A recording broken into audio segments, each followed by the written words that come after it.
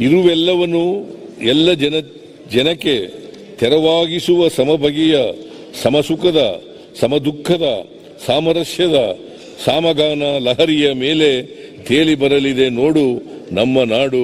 ಗೋಪಾಲಕೃಷ್ಣ ಅಡಿಗಾರ್ ಅವರದು. ಲಭ್ಯ ಸಂಪನ್ಮೂಲಗಳನ್ನು ಸರ್ವರಿಗೂ ಲಭ್ಯವಾಗುವಂತೆ ನೋಡಿಕೊಳ್ಳುವುದು ಸರ್ಕಾರದ ಜವಾಬ್ದಾರಿ. ಆರ್ಥಿಕ ಅಭಿವೃದ್ಧಿ ಹಾಗೂ ಜನಕಲ್ಯಾಣಗಳ ನಡುವೆ ಸಮತೋಲನ ಸಾಧಿಸಿ ಸಾರ್ವತ್ರಿಕ ಮೂಲ ಆದಾಯ ಕಲ್ಪನೆಯ ಮೂಲಕ ಕರ್ನಾಟಕ ಅಭಿವೃದ್ಧಿ ಮಾದರಿಯನ್ನು ರೂಪಿಸುತ್ತಿದ್ದೇವೆ.